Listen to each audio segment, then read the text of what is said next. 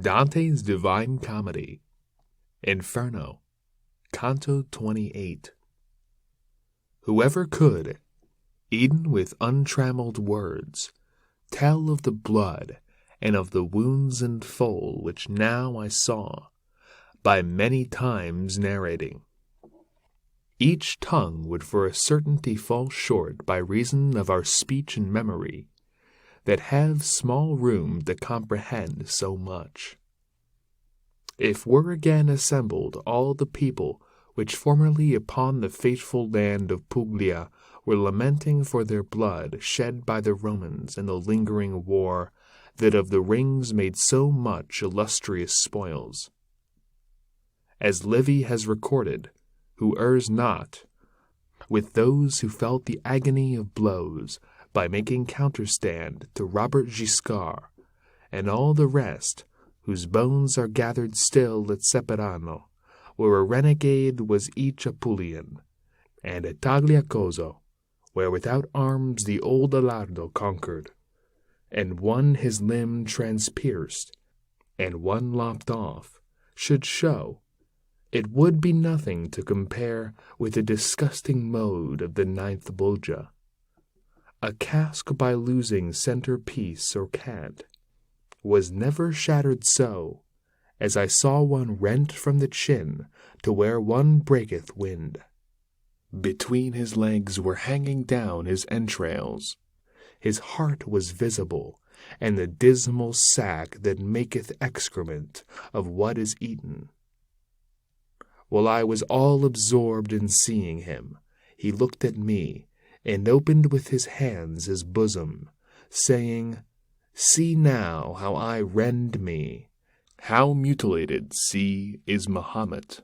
In front of me doth Ali weeping go, cleft in the face from forelock unto chin, and all the others, whom thou here beholdest, sowers of scandal and of schism have been while living, and therefore are thus cleft asunder. A devil is behind here, who doth cleave us thus cruelly, unto the falchion's edge, putting again each one of all this realm, when we have gone around the doleful road, by reason that our wounds are closed again, ere any one in front of him repass. But who art thou, that musest on the crag, perchance to postpone going to the pain that is adjudged upon thy accusations? Nor death has reached him yet, nor guilt doth lead him, my master made reply, to be tormented, but to procure him full experience, me, who am dead, behooves it to conduct him down here through hell, from circle unto circle, and this is true, as that I speak to thee. More than 100 were there when they heard him, who in the moat stood still to look at me, through wonderment oblivious of their torture.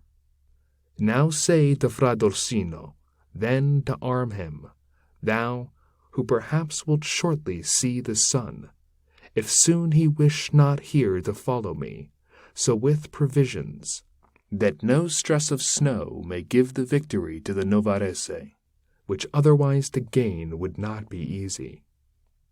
After 1 foot to go away he lifted, the word did Mahomet say unto me, then to depart upon the ground he stretched it.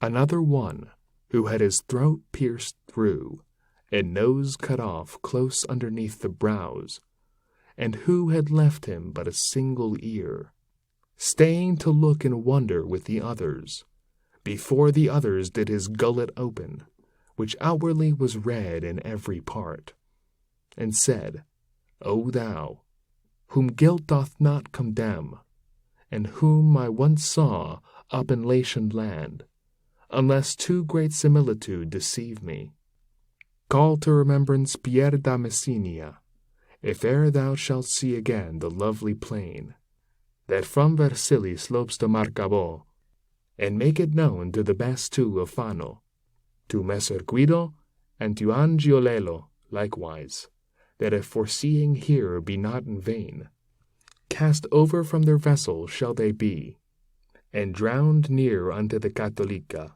by the betrayal of a tyrant fell. Between the isles of Cyprus and Majorca, Neptune ne'er yet beheld such great a crime, neither of pirates nor of Argolic people. That traitor, who sees only with one eye, and holds the land, which someone here with me would fain be fasting from the vision of, will make them come unto a parley with him. Then will do so, that to Facara's wind they will not stand in need of vow nor prayer. And I to him, show to me, and declare, if thou wouldst have me bear up to news of thee, who is this person of the bitter vision? Then did he lay his hands upon the jaw of one of his companions, and his mouth oped, crying, This is he, and he speaks not. This one, being banished, every doubt submerged in Caesar, by affirming the forearmed always with detriment allowed delay.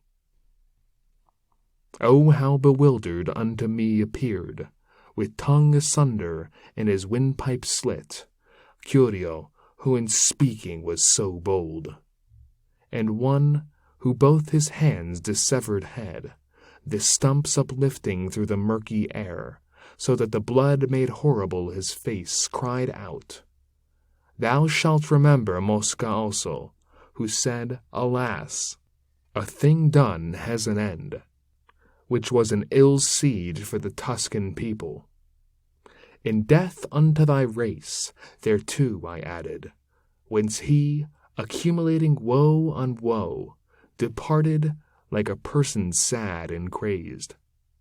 But I remained to look upon the crowd, and saw a thing which I should be afraid, without some further proof, even to recount, if it were not that conscience reassures me, that good companion which emboldens man beneath the hauberk of its feeling pure.